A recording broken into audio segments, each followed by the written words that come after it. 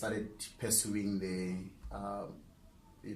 interest in public speaking. Sure. And I said, if I can pursue this one thing that gives me power to communicate my thoughts and my ideologies very well to the people, then I may be in a better track to address some of the issues that I want to address. Yeah. And then I joined your Toastmasters. Yeah, so that's where I was really, really crafted in terms of my public speaking skills. And when I got there, I was like, within the organization itself, even though I'm here for public speaking, what else can I learn out of this experience? Yeah. So it's sort of like an onion of some sort. I get to a layer and I ask myself, what can I do beside what I'm here for? And I go on to pursue it.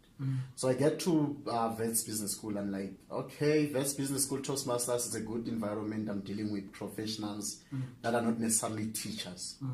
So if I can speak and communicate my thoughts and my ideologies in a space where people don't necessarily agree with me and have different dispositions and different ideologies around concepts, then it would better challenge me to research more and gain more knowledge before I actually speak. So I get there, I do that, I communicate even though you break down at some point, but I keep on going.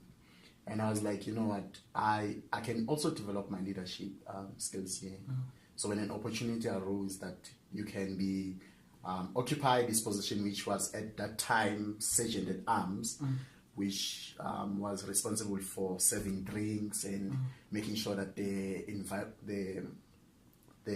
venue that we're using is conducive at the right temperature and all that. I was like, yeah, I'm going to do that. It's actually easy to do that, counting votes and stuff.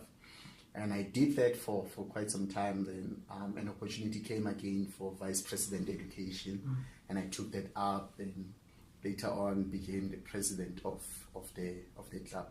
So that journey, that journey on its own, gave me, and by the way, that was happening concurrently with what was happening at CAF, which is something that I'm not talking about. Okay. Yeah. I know you from CAF. Yeah. And I knew you as a leader at CAF. And I'm just surprised how you were also at the same time leading in the Toastmasters. So that tells me, and that is why I wanted to speak to you, that tells me that there's a lot you know about leadership for a person your age. Yeah, perhaps you can say that. You know what drove me into this more than anything else was to what larger entity do I subscribe to? And by that I mean, what inspires me and what is the mission that I have in the world itself?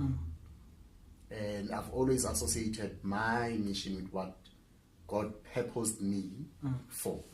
Even though I don't know in detail that this is what God has set me on the earth for, but I knew that if I have an interest in something, it must be something close to what God has always purposed me for.